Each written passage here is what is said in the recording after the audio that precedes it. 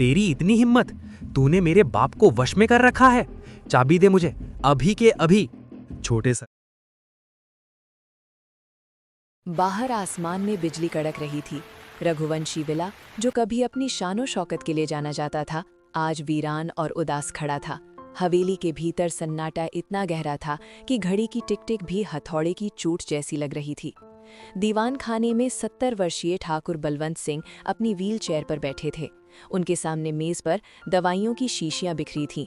उनके बगल में खड़ा था शंकर, उम्र करीब 50 वर्ष, साधारण सूती कुर्ता पजामा पहने, माथे पर चिंता की लकीरें और आंखों में अटूट वफादारी। शंकर सिर्फ नौकर नहीं था, वो इस हवेली की ढाल था। शंकर, ओ शंकर, क्या समय हुआ है? छोटे मालिक अभी तक नहीं आए? बाहर मौसम बहुत खराब हो रहा है। मालिक, आप चिंता ना करें, अभी 7 बजे हैं। छोटे सरकार का फोन आया था, वो रास्ते में है। शहर से आने में थोड़ा वक्त तो लगता ही है। जब तक आप ये दवा ले लीजिए। वक्त ही तो नहीं है मेरे पास शंकर। मुझे डर लगता है। आदित्य अभी नासमझ है, उसे दुनियादारी की समझ नहीं है। उसे लगता है कि ये दोस्त, ये पार्टियां, ये झूठी शान ही सब कुछ है। मेरे जाने के बाद इस हवेली का और खास तौर पर उस पुरानी तिजोरी का क्या होगा? मालिक, जब तक मेरी सांस चल रही है, इस घर की एक ईंट भी हिलने नहीं दूंगा। मैंने आपके पिताजी को वचन दिया था और वही वचन आपके लिए भी है। छोटे सरकार अभी जवान है, खून गर्म है, लेकिन दिल के बुरे नहीं हैं। तभी बाहर गाड़ी रुकने की आवाज आई। दरवाजे जोर से खुले और आदित्य अंदर दाखिल हुआ। वो 25 साल का नौजवान था, महंगे कपड़े, हाथ में इम्पोर्टेड घड़ी और चेहरे पर घमंड।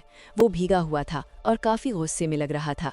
क्या मुसीबत है, इतनी घटिया जगह है ये, ना नेटवर्क आता है, ना सड़कें ठीक हैं।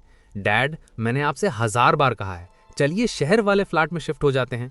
इस भूत बंगले को बेच क्यों नहीं देते? शंकर तौलिया लेकर आगे बढ़ते हुए, छोटे सरकार, आप भीग गए हैं, पहले आप अपने शरीर को पोंछ लीजिए, नहीं तो ठंड लग जाएगी। मैं अदरक वाली चाय लाता हूँ। हटो पीछे, मुझे तुम्हारी चाय नहीं चाहिए। और तुम हमेशा मेरे सिर पर क्यों मंडराते रहते हो? डैड, मुझे आपसे बात करनी है। मुझे अभी इसी वक्त 50 लाख रुपयों की जरूरत है। कमरे में सन्नाटा छा गया। ठाकुर बलवंत सिंह का चेहरा सफेद पड़ गया। शंकर एक कोने में सहम गया, लेकिन उसकी नजरें आदित्य पर जमी थी। 50 लाख? लेकिन बेटा, पिछले महीने ही तो तुमने बिजनेस के लिए 20 लाख लिए थे। इतनी बड़ी रकम का क्या करोगे? वो बिजनेस में थोड़ा लॉस हो गया, मार्केट डाउन है।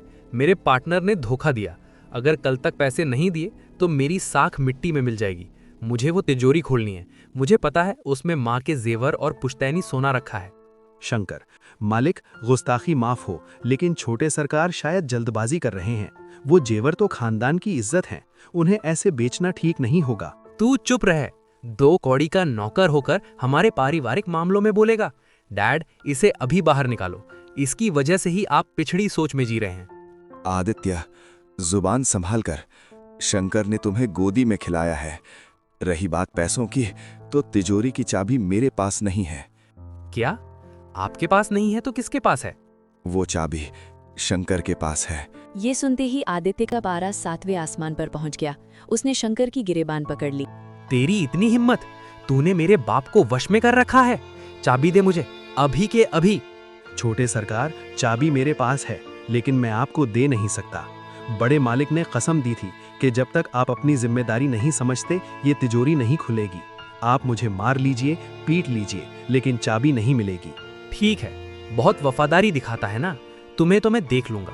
आज रात अगर चाबी नहीं मिली तो कल सुबह तुझे पुलिस के हवाले कर दूंगा। चोरी का इल्जाम लगाकर जिंदगी भर जेल में सड़ा दूंगा। आदित्य पैर पटकता हुआ अपने कमरे में चला गया।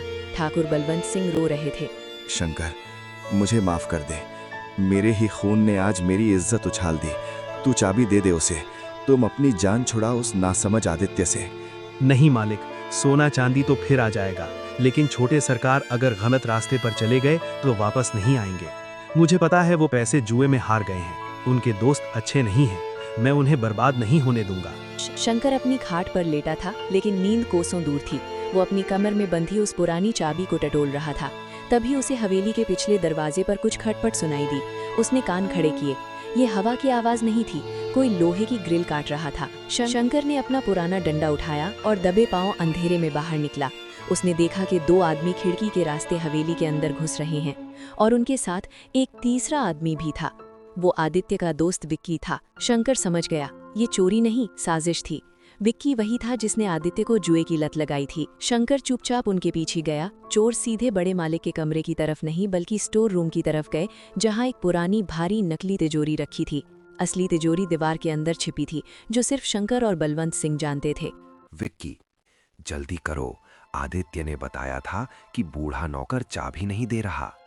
हम इस तिजोरी को तोड़ेंगे, जो मिलेगा ले जाएंगे और शोर मचाकर भाग जाएंगे। इल्जाम उस नौकर पर आएगा कि उसने अपने साथियों को बुलाकर चोरी करवाई। शंकर का खून खौल उठा। वे ना सिर्फ चोरी करने आए थे बल्कि शंकर को फंसाने और आदित्य को लूटने आए थे। शंकर के पास 2 रास्ते थे, या तो वो छुपकर अपनी जान बचाए या फिर निहत्था होकर उन 3 बदमाशों से भिड़ जाए। उसने जय बजरंग बली का नाम लिया और अंधेरे से बाहर कूदा। खबरदार, कौन है वहाँ? अचानक आवाज सुनकर चोर घबरा गए। उन्होंने चाकू निकाल लिए। अरे, ये तो वही बुड्ढा है, मार साले को। शंकर ने लाठी घुमाई और पहले चोर के हाथ पर मारी। चाकू गिर गया, लेकिन विक्की ने पीछे से शंकर के सिर पर एक भारी फूलदान दे मारा। धड़ाम! शंकर के सिर से खून बहने लगा। वो लड़खड़ाया लेकिन गिरा नहीं। उसने विक्की का पैर पकड़ लिया।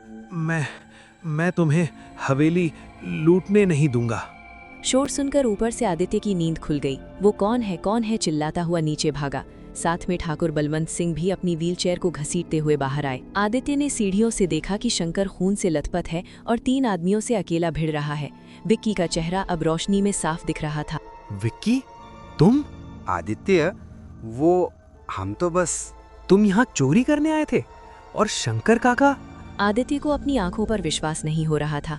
जिस दोस्त के लिए वो अपने पिता और वफादार नौकर से लड़ रहा था, वही दोस्त आज उसके घर में डाका डाल रहा था, और जिसे वो चोर कह रहा था, वो अपनी जान पर खेलकर उसका घर बचा रहा था। आदित्य का खून खौल उठा। उसने पास रखा एक क्रिकेट बैट उठाया और विक्की पर टूट पड़ा।